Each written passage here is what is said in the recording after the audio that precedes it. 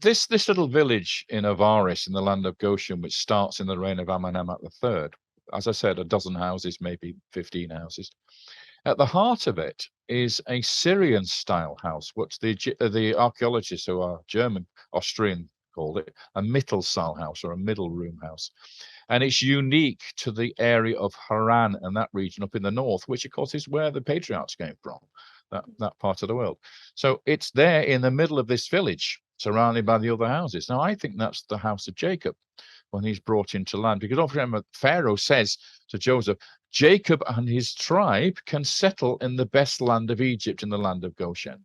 So he's given them the right to do so. And interestingly, Manfred Bitak, who's the archaeologist, the great archaeologist of Avaris, said Pharaoh gave this land to the Semites. You know, they didn't just come here and occupy it, they were given it. Okay, so this house is there at the beginning, and then it's demolished. Okay, now that's quite normal in the ancient world. When a patriarch dies or a great man dies, you're not allowed to reoccupy his tent or his house. So you demolish it. Okay, and on top of it, the archaeologists found a very large palace. And it was an Egyptian-style palace, but the resident of that palace, we know from the graves you mentioned in the garden behind the palace, were Semites. The guy who ruled in that palace was a Semite. Okay, now it's up in the northeastern delta, so he's probably an official, probably a vizier of the Northlands, who was in charge of that region up there. Okay, and that sounds like Joseph to me. Now, Joseph was Egyptianized, so he would have had an Egyptian palace. He was mummified, we know that as well. He was embalmed, so he would have had an Egyptian too. Okay, now what's remarkable about it is there are 12 main tombs in the garden behind this palace, one of which is a pyramid tomb. Okay, now it's associated, according to the archaeologists, with the man who built the palace. Okay, and it's a pyramid tomb. Now, in this period, and in fact, for most of Egyptian history, only pharaohs and their queens had pyramid tombs. No officials would have had a pyramid tomb, but this guy is so important that he gets a pyramid like a king. Okay, and what they found was that there was a chapel in the front of this pyramid, and inside it they found the broken remains, the shattered remains of a seated statue, which was about twice life size. And this statue, that part that did survive was the head and the shoulders. The hair is bright red, flame red colored. His skin color is yellow because the paint is still there on the statue, and he's wearing a multicolored coat. Okay, so as soon as I saw that, I thought, oh, you know, this fits into the story beautifully. Okay, the great vizier of Egypt.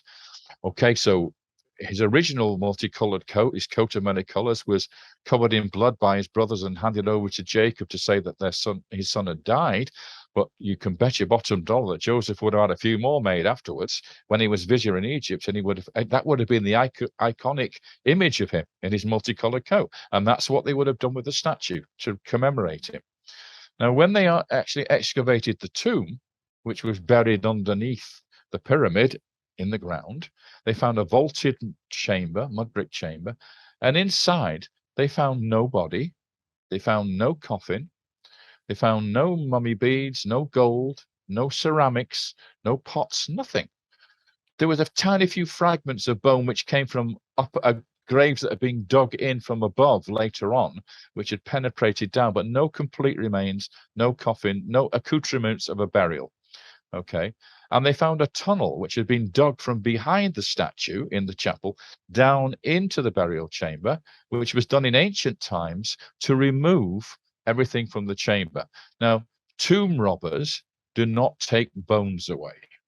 Okay, they might take the precious metals and the jewelry, etc., but why would they take the body? Okay, the only way we know that story works is when Joseph is on his deathbed, he asks the people around him, please, when you leave Egypt, take my body with you and rebury me in the promised land.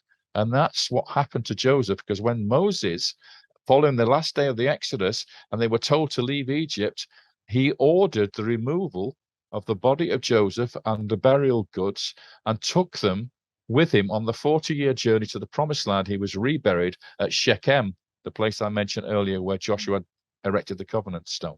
And that's why the tomb is empty.